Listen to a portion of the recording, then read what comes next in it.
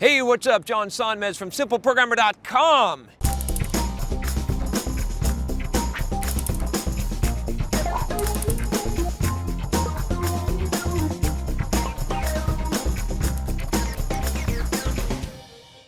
And today I'm going to talk about whether or not it's ever appropriate to criticize. So this question comes from, I think it's Rise. It's R-H-Y-S. Rise? I think it's Rise. Or maybe it's Riz, probably Rise. He says here, question, I know in the book How to Win Friends and Influence People, it tells us to never criticize, but I feel there may be some scenarios such as reviewing something to give feedback and telling someone with something genuinely wrong, like health problems or something along those lines.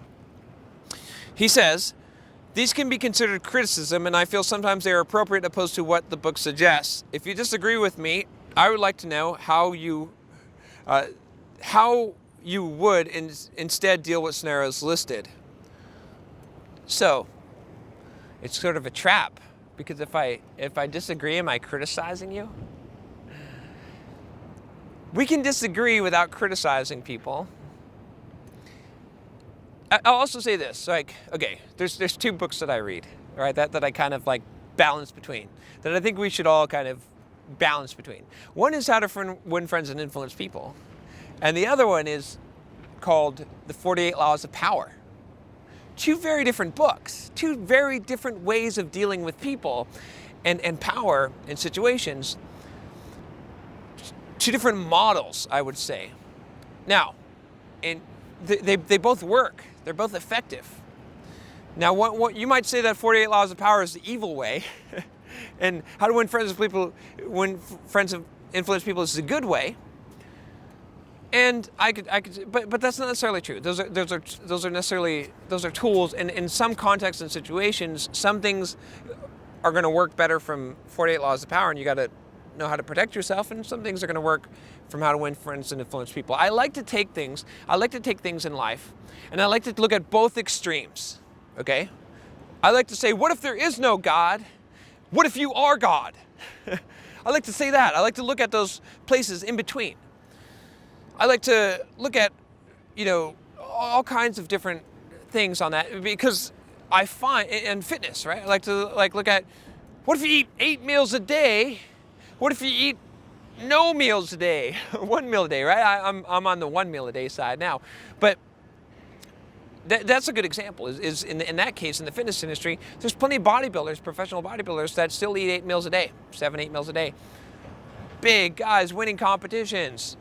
Totally in conflict with intermittent fasting guys that are eating 1 meal a day or fasting most of the time, winning competitions, doing good, ketogenic. There's all kinds of ways that work, and you kind of got to be open to, and you got to realize that there's different models that are totally in contradiction to themselves but still work, because a model is not about truth. I've talked about this a lot. A model is about a representation of the world that works in such a way, at least in your life, that you put in some input and you get the desired output. And that's a good way of evaluating things, is so, aside from having, God come down and tell us what the universal truth is on all matters in life, we're going to have to utilize models and use what works, and a lot of those models are going to be really, really inaccurate. Now, do I think that the models presented in both of those books are pretty good and fairly accurate? Yeah, I think so. So where am I going with this? Where I'm going with this is on the subject of criticism, don't just take everything that is in How to Win Friends, Influence People as absolute gospel. There's going to be times when you are going to need to criticize, right? He's outlining a principle, and I think even Dale Carnegie, who authored the book, would agree with me in saying that, and a lot of people do this, I do this a lot too, is to talk in extremes, right? He says never criticize, condemn, or complain. Does he really mean never? What he means is have that be your guideline, your principle. That's your go-to, is that you're going to go to that. But that doesn't mean that there's never ever some kind of exception or some place for that. But I will tell you this from personal experience, is that it's a very minuscule spot, right? Because the thing is, in order for you to criticize someone effectively, they have to be the 0.01% of the population that responds to criticism and actually improves their life. Now, I'll give you an example of someone who did. I did this video on being a one-hit wonder that Scott Nimrod had sent me a question, and I'm remembering this because he recently, I've seen his results, and I've talked about this multiple times. He gets free publicity from me for being that 0.01% who takes criticism and actually applies it to his life. I did that video, and he changed his whole approach. He took the feedback from that video and the criticism in there, and it wasn't harsh criticism, but it was criticism nonetheless, and he applied it, and he's the kind of guy that can apply it. So if you're not dealing with that kind of a person, you don't know you're dealing with that kind of person, it's just going to be a waste. It's just going to be a waste of time. It's going to be a waste of effort. It's going to be a waste of your speech, because you're going to get negative responses from that. And that's the majority of people.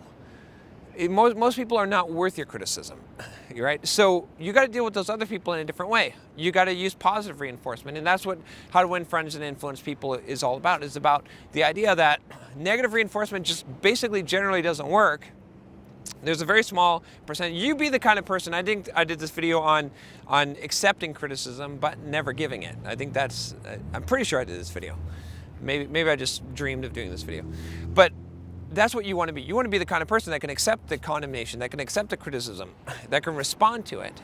It doesn't always mean that you just believe everything that everyone says. I've also done a video on talking about not taking feedback. And honestly, I think for the most part, you shouldn't take people's feedback. You should make your own decision and make up your own mind. But there are times where if someone criticizes you, you should be evaluating that and making some decisions based on that. So you need to be that kind of person, but you need to be the kind of person that doesn't give criticism, because in general, it's just going to fail. It's just not going to work. Only the special people. There's very special people in my life who I will give criticism to. And it's very, very small. And even then, it doesn't always work. But I appreciate criticism from those people, and they appreciate it from me, because we're able to have each other's best interests at heart, and those are what I call true friends. Those are people who will tell you tell you it like it is, because they care more about you than you care about you. Aside from that, follow the advice of the book. Again, I talk about 48 Laws of Power. Just some interesting things in there too. You might need to apply some tactics. I mean, if someone is going to fight dirty, you might have to, the only win may be a non-win move, right? So you got to be able to work there. But specifically, I think you asked about things about like health. Let me see. You said, so it's appropriate when like they have health problems or something along those lines.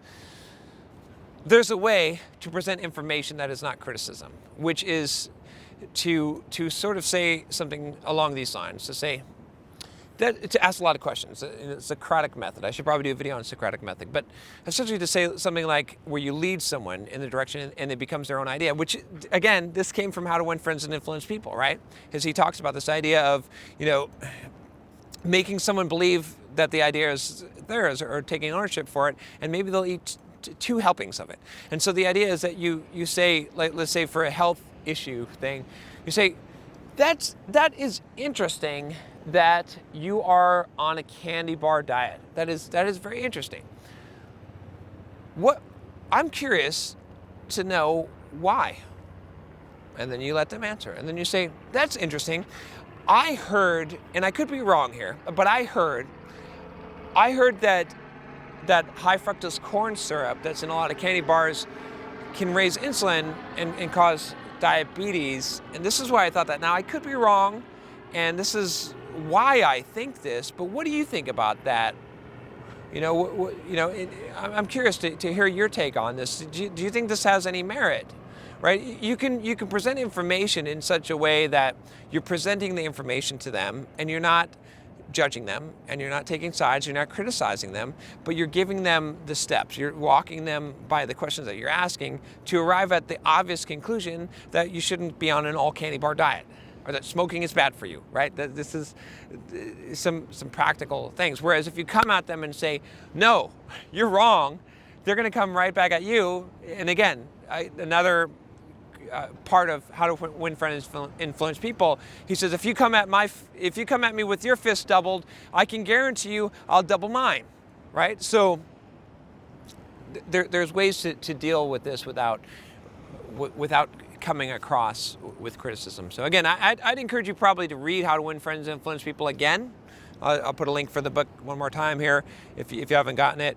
But I read it, and I'm not saying this to be offensive to you, because I read the book about at least once a year, usually twice a year, just to make sure that I've got it fresh in my mind, and I catch more and more things when I do. All right, well, if you would like to get more videos like this one, go ahead and click that subscribe button below, and you will get videos. And if you want, I can do some videos with me criticizing you. You just send me an email at john@simpleprogrammer.com and tell me what you want me to kick your ass about, and I will do it. I'll talk to you next time. Take care.